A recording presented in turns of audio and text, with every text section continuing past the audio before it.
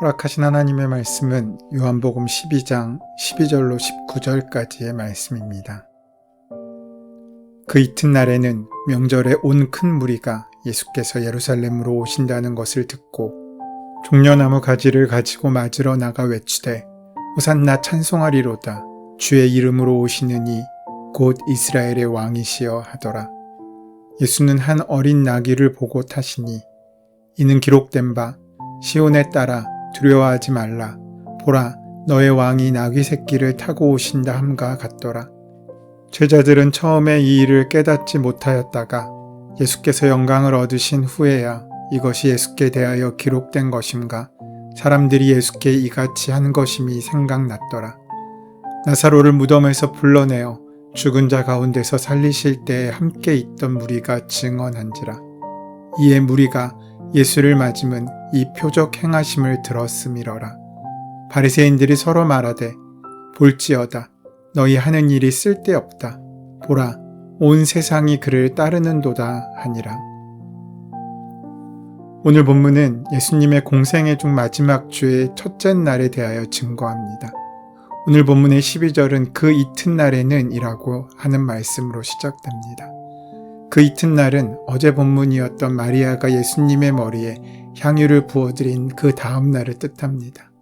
그 아침에 무슨 일이 있었는지 증거하고 있는 것입니다. 죽은 지 나흘이 지난 나사로를 살리신 일로 당시 종교자 지도자들의 예수님에 대한 반감은 극에 달아 있었습니다. 예수님뿐만 아니라 나사로까지 죽이려고 계획한 것을 보면 우리는 그 마음을 알 수 있습니다. 그들이 이런 마음을 먹게 된 이유가 무엇이겠습니까? 그들은 왜 이렇게 분노했습니까? 신성모독에 대한 분노입니까? 아니면 잘못된 가르침에 대한 분노입니까? 그보다는 어쩌면 그들은 자신들의 밥그릇에 대한 도전에 더 크게 분노하고 있는지도 모릅니다. 한마디로 질투하고 있는 것입니다. 우리는 서로 경쟁하는 존재가 아닙니다. 함께 어울려 살아가는 존재들입니다. 남을 나보다 낮게 여기라고 예수님께서 말씀하셨습니다. 그것은 우리가 서로 먼저 가려고 싸우는 존재가 아니라 서로 보듬으며 어깨동무하고 함께 가는 삶을 의미합니다. 더불어 함께 살아가는 것이 하나님께서 우리를 만드신 본래의 형상입니다. 그런데 거기에 비교와 질투, 시기와 상대적 박탈감이 끼어들면서 우리의 그 선한 본성은 일그러지게 되는 것입니다. 주님께서 사랑하라 말씀하심에는 우리가 창조된 그 본래의 모습으로 돌아가라는 의미가 담겨 있습니다. 사랑은 시기하지 않고 교만하지 않고 자기 이익을 구하지 않는다고 했습니다. 그것이 우리가 함께 살아가는 모습입니다. 이런 비교와 질투, 자신의 유익을 위해 살아가는 우리의 모습은 비단 종교 지도자들의 문제만은 아닌 것 같습니다. 하지만 위험에도 불구하고 예수님께서 예루살렘에 들어오신다는 소문이 온 예루살렘에 퍼지게 되자 사람들은 종려나무 가지를 열렬히 흔들며 예수님을 환영했습니다. 당시는 이스라엘 최대의 명절인 유월절을 앞두고 있는 기간이었습니다. 이스라엘의 원근각처에서는 물론 해외에 있는 유대인들도 성전에 있는 예루살렘으로 모여들었습니다. 유대인들은 예루살렘을 세상의 중심으로 받아들였고 시온산의 한가운데 큰 나무가 설 것이라는 환상을 가지고 있었습니다. 다니엘은 땅의 중심에 큰 나무 하나가 서 있는 환상을 보았습니다. 그 나무는 점점 크게 자라서 하늘에 닿았고 나중에는 세상 모든 사람들이 볼 수 있게 되었습니다. 하늘까지 닿는 나무가 서 있는 이 땅의 중심, 바로 그곳이 예루살렘이었습니다. 지금도 유대인들과 기독교인들 그리고 모슬렘들이 조금 더 양보 없이 분쟁을 벌이는 것은 그곳을 가장 거룩한 땅으로 믿기 때문입니다.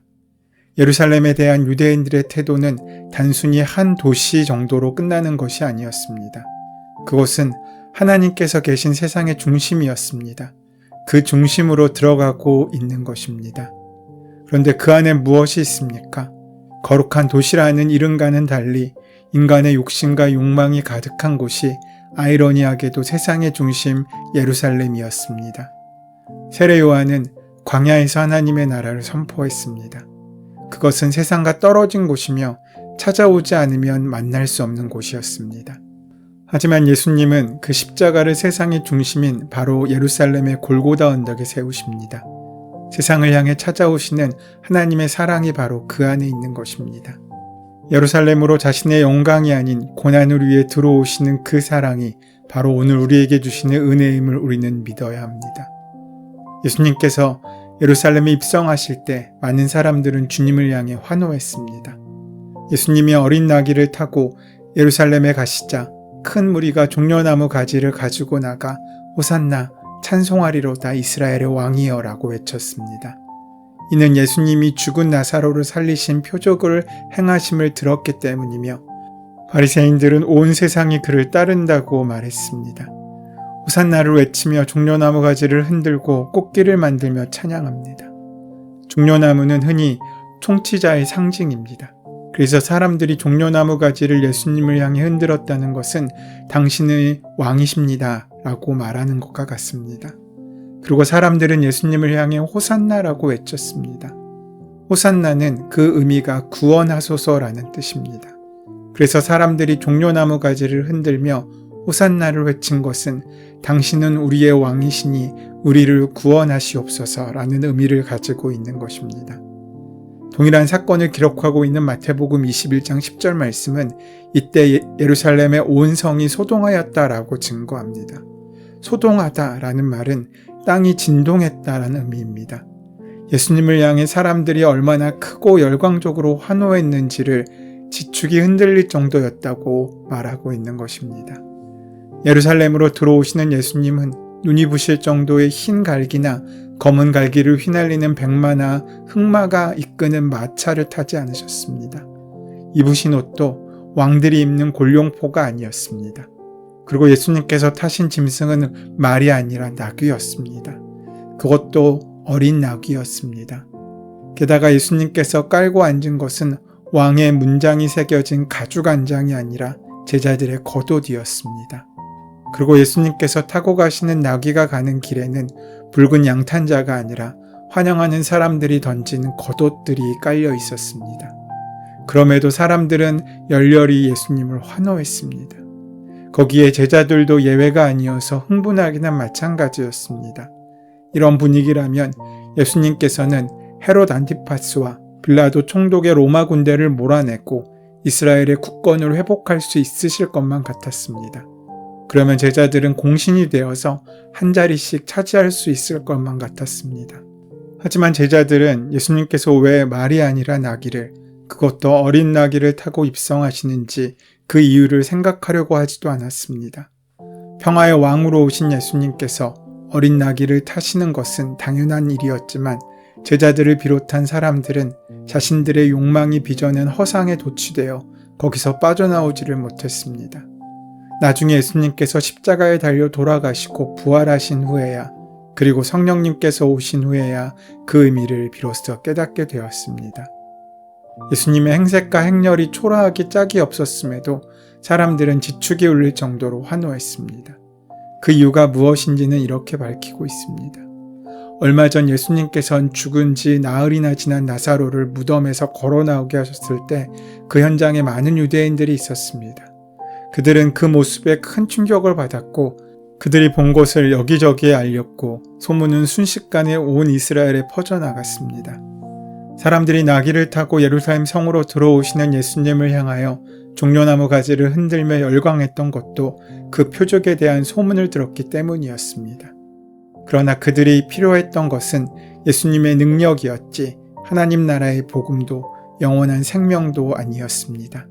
성자 예수님은 더욱도 아니었습니다. 오직 예수님의 능력만 있으면 자신들의 욕망을 이루어줄 것이라고 굳게 믿었기 때문에 예수님이 입성하시는 그 모습을 보며 열광했던 것입니다. 그렇게 환호하고 찬양하던 사람들은 얼마 지나지 않아 한 입으로 다른 말을 합니다. 그를 십자가에 못 박으라고 말합니다. 구원자라고 말하는 입에서 배신자라는 외침이 터져 나옵니다. 찬양의 소리가 저주의 소리로 바뀌게 됩니다. 왜 그렇습니까? 아마도 그들은 예수님의 예루살렘 입성을 보고 헤롯의 정권을 무너뜨리고 로마를 박살낼 예수님을 꿈꾸었을지도 모릅니다. 잘못된 종교 지도자들을 다 쓸어버리고 예수님이 나라를 차지하여 해방시켜 주실 것을 생각하고 있었는지도 모릅니다. 그런데 예수님은 그 어떤 행동도 하지 않으시고 하실 마음도 없으셨습니다. 오히려 너무나 초라하게 붙잡히시고 고난당하십니다.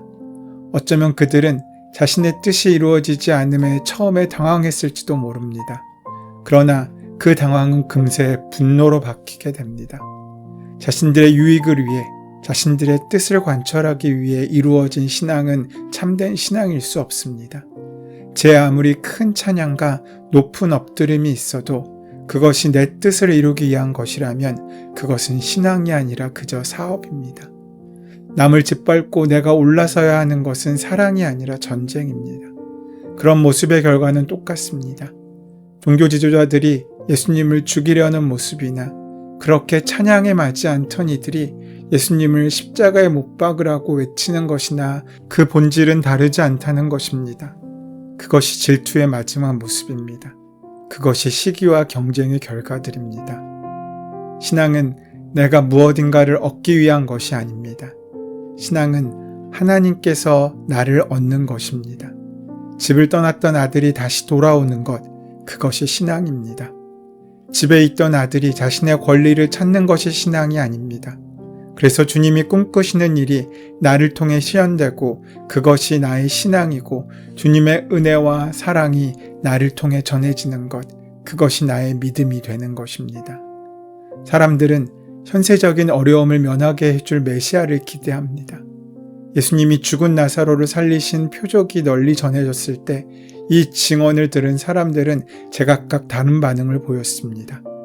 반면 무리가 예수님을 정치적인 메시아로 알고 환영한 반면 유대교 지도자들은 예수님의 표적으로 인한 소동 때문에 로마로부터 곤란한 일을 당하고 자신의 권력을 빼앗길까봐 예수님을 죽이려고 합니다.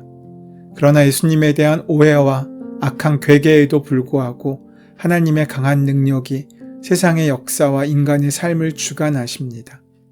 인간의 불순종과 반역으로 구원의 가능성이 보이지 않는 상황에서도 하나님은 그분의 구원 계획을 이루어 가십니다. 예수님의 구속사역은 온 세상을 위한 것이고 온 세상은 주님을 왕으로 인정할 것입니다. 세상을 움직이는 힘은 사랑입니다. 예수님은 제자들에게 너희가 서로 사랑하면 내 제자인 줄 알리라고 말씀하셨습니다. 이 사랑의 부름에 응답하는 사람들은 자기 마음속에 나귀를 타고 오시는 주님을 만나게 될 것입니다. 또 세상 사람들은 바로 그를 통하여 주님을 만나게 될 것입니다. 사랑하는 여러분, 자신의 십자가를 지고 주님을 따르는 삶이 우리에게 축복의 삶임을 믿으시기 바랍니다. 진리로 살기 위해서는 십자가를 져야 합니다. 예수님은 지금 그 십자가를 감당하시기 위하여 예루살렘 성문으로 들어오고 있으신 것입니다. 우리가 예수님을 환영하고 있는지 없는지 그 모습이 우리의 신앙을 결정하는 것이 아닙니다. 예수님이 가고자 하시는 곳이라면 그곳이 환호하고 사람들이 환영하는 자리라고 할지라도 또 반대로 예수님을 죽이려고 예수님을 박해하는 십자가의 자리라고 할지라도 상관없이 주님이 거기 있으시기에 동일하게 주님과 함께 그 길을 나아가고 걷는 것이 참된 믿음이고 참된 신앙인 것입니다. 어떤 때는 사명 때문에, 어떤 때는 여러 가지 일 때문에 십자가를 져야 할 때가 있습니다. 이럴 때는 주님의 십자가를 먼저 기억하고 바라보시기를 바랍니다. 그 십자가가 우리 삶 가운데 귀하게 세워지게 될 때 우리는 주님의 도우심의 큰 은혜와 축복으로 말미암아 참된 변화와 하나님의 은혜를 얻게 될 것입니다. 오늘 우리에게 임하신 하나님의 큰 은혜가 지금 추수감사의 계절을 살고 있는 우리의 귀한 삶 가운데 가장 큰 감사의 제목이 되고 그 참된 감사가 우리의 삶 가운데 가득 넘쳐나는 우리가 되기를 소원합니다. 그래서 주님께서 가시고자 하는 삶의 방향이 우리의 방향이 되고 우리가 그 길에 동행하는 귀한 삶을 바로 오늘 첫 발자국부터 시작하는 은혜가 함께하게 되시기를 또한 소원하고 축원합니다. 은혜의 주님, 자기의 생각과 방식대로 주님을 기대하다 결국 십자가에 못 박기를 외쳤던 무리들의 무지함이 우리에겐 없는지 두려움으로 살피게 하시옵소서.